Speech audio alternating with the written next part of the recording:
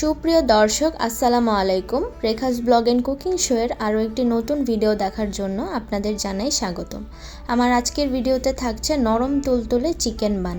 খুবই সহজভাবে আপনারা চুলায় কিন্তু সিলভারে হাঁড়িতে এই নরম তুলতুলে চিকেন বানটি তৈরি করে নিতে পারবেন। বিকেলের নাস্তায় কিংবা বাচ্চাদের টিফিনে কিন্তু খুব অল্প খরচে আপনারা এই ঝটপট নাস্তাটি তৈরি করে নিতে পারবেন। তো চলুন মূল রেসিপিতে চলে যাই।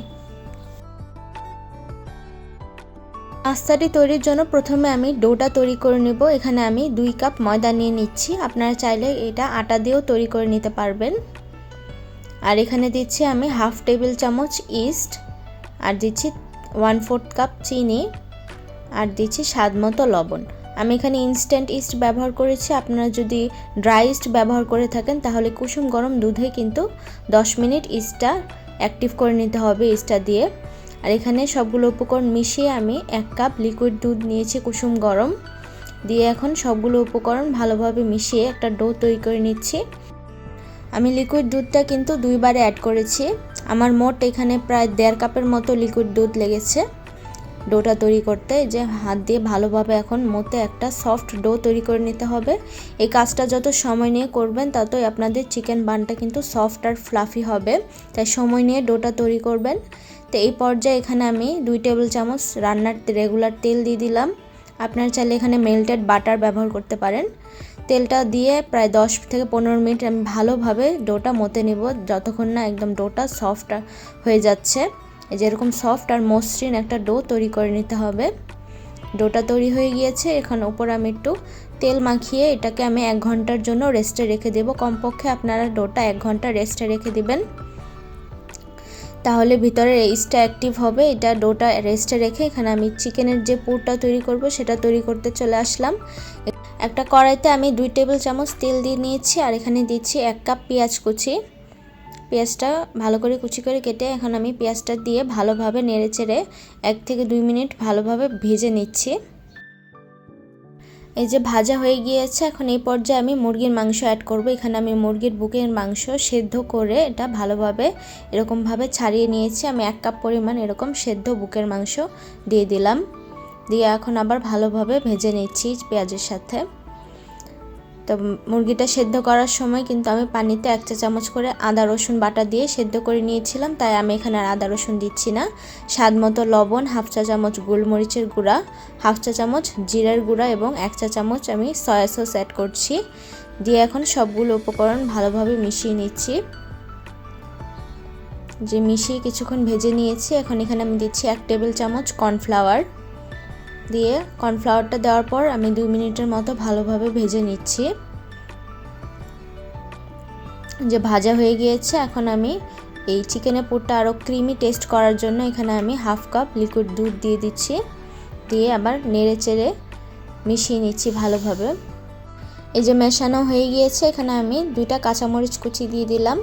দিয়ে আবার ভালোভাবে মিশিয়ে নিচ্ছি। একদম লাস্ট পর্যায়ে আমি 1 টেবিল চামচ টমেটো সস দিয়ে নেড়ে চেড়ে চিকেনের পুরটা নামিয়ে নিব। এটা তৈরি হয়ে গিয়েছে। চুলাটা আমি অফ করে দিয়েছি। এই যে দেখিয়ে দিচ্ছি এরকম একটা ক্রিমি টেক্সচার হবে।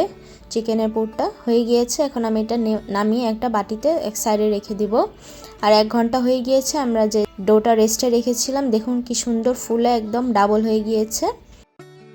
এখন আমি হাত দিয়ে চেপে ভেতরে যে এয়ার ক্রিয়েট হয়েছে এগুলো বের করে নিচ্ছি। এভাবে হাত দিয়ে চেপে কিছুক্ষণ মতে নিতে হবে, একদম ভালোভাবে ভেতরের বাতাসটা বের করে নিতে হবে। এই যে এখন এটাকে আমি 6 ভাগে ভাগ করে নিচ্ছি। আপনারা চাইলে 8 পিসও করে নিতে পারেন, 8টা চিকেন বানও তৈরি করে নিতে পারবেন। আমি 6টা তৈরি করছি এই পরিমাণ ডো দিয়ে। এই যে হয়ে গিয়েছে। এখন আমি ছোট ছোট বল তৈরি করে নিচ্ছি। মসৃণভাবে বলটা তৈরি করতে হবে, আমি দেখিয়ে দিচ্ছি। এই কাজটা কিন্তু খুবই সহজ, আপনারা একটু দেখলেই বুঝতে পারবেন কিভাবে তৈরি করতে হবে। ঝটপট কিন্তু আপনারা বিকালের নাস্তা এটা তৈরি করে নিতে পারবেন। কোনো মেহমান আসলে খুব বেশি কিন্তু খরচ লাগে না। একটু মুরগির মাংস হলেই কিন্তু আপনারা এই নাস্তাটি তৈরি করে নিতে পারবেন। আশা করি আপনাদের কাছে আমার আজকের ভিডিওটা ভালো লাগবে। যদি ভালো লেগে থাকে প্লিজ আমার চ্যানেলটিকে সাবস্ক্রাইব করে আমার চ্যানেলের সাথেই থাকবেন।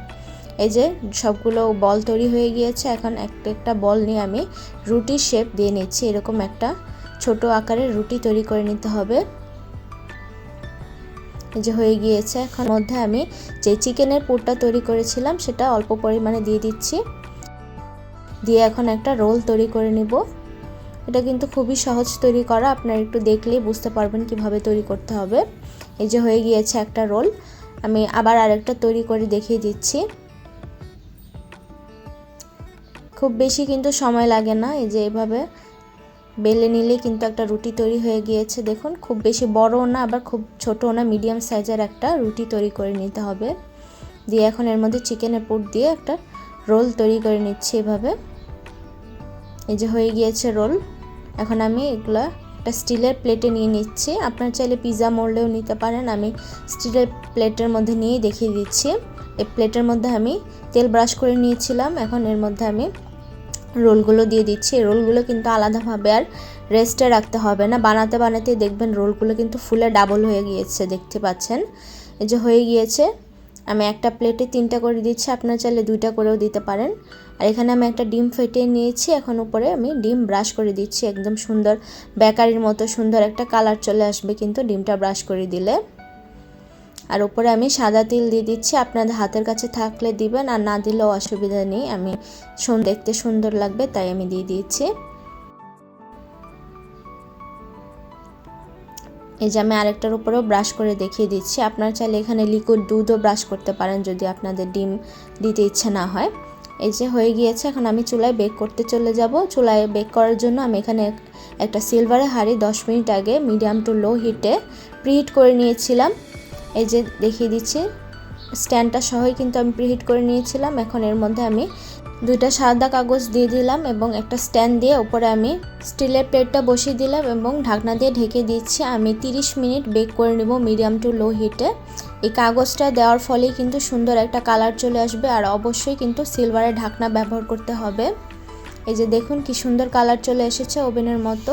আপনারা যদি এরকম ওভেনের মতো কালার আনতে চান অবশ্যই কিন্তু সিলভারের ঢাকনা ব্যবহার করতে হবে, আর না হলে কিন্তু উপরে এরকম কালার আসবে না। এই যে আমি সবগুলো কিন্তু বেক করে নিয়েছি এবং দেখিয়ে দিচ্ছি কতটা নরম তুলতুলে হয়েছে এবং পারফেক্ট কিন্তু বেকারির মতো চিকেন বান তৈরি হয়ে গিয়েছে। এরকম চিকেন বান যদি আপনারা ঘরে তৈরি করতে পারেন তাহলে তো আর বেকারি থেকে কিনে খেতে হবে না। এই যে আমি এখন ভেঙে দেখিয়ে দিচ্ছি কতটা পারফেক্ট হয়েছে। আশা করছি আপনারা একবার হলেও রেসিপিটা ট্রাই করবেন, ট্রাই করে অবশ্যই আমাকে কমেন্টে জানাবেন। আমার আজকের ভিডিওটা এখানেই শেষ করছি। আল্লাহ হাফেজ।